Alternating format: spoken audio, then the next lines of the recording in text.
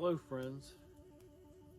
During tonight's campfire talk, I'd like to talk about obelisks in the Americas. Well, let me rephrase that. Let's call them standing stone monoliths.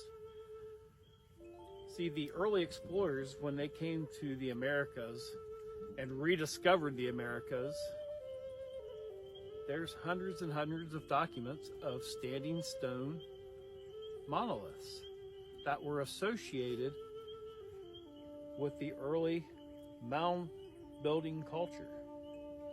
Well, this culture is a culture that has no name. You hear references, the Adena culture, the Hopewell culture, woodland Indians. That is never the name of the people. This people still is unknown to us today, because even the natives that were living here at this time admitted that they did not build these earthworks and mounds. But there's places all across the country that had standing stone monoliths. Even here, Lancaster, Ohio, 30 minutes north of me, there's a place called Rising Park. Little known fact, Rising Park used to be called Standing Stone because the feature of this park is you can walk to the top of the mountain, and there's a plateau at the top of the mountain, and you can see all over modern day Lancaster, all the way to Columbus, Ohio, our capital. You can see for 45, 50 miles. But what many people don't know is that is an ancient mound builder site.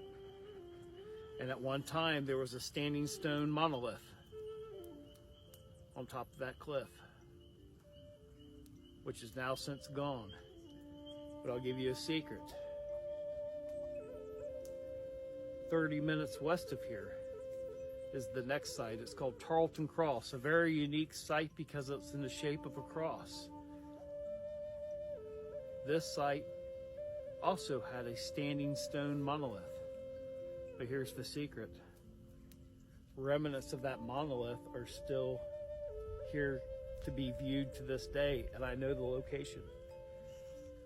This summer I will take you there. I will show you evidence of this lost history and evidence of these standing stone monoliths that you can still see to this day. Now what they did, this was part of a network.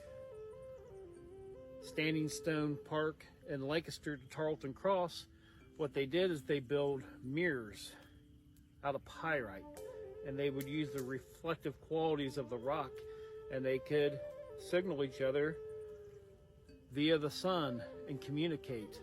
And they had a chain of these sites that led all the way to the Serpent Mound near Cincinnati and the Ohio River.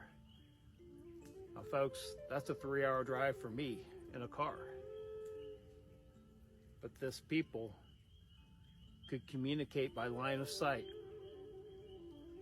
all the way to the Serpent Mound. And a lot of these sites have standing stone monoliths. And some of them you can still view to this day.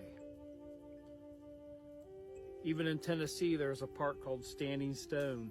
So when you hear references to standing stone, my hope is that a little light bulb goes off in your head, because now you know what the reference is to.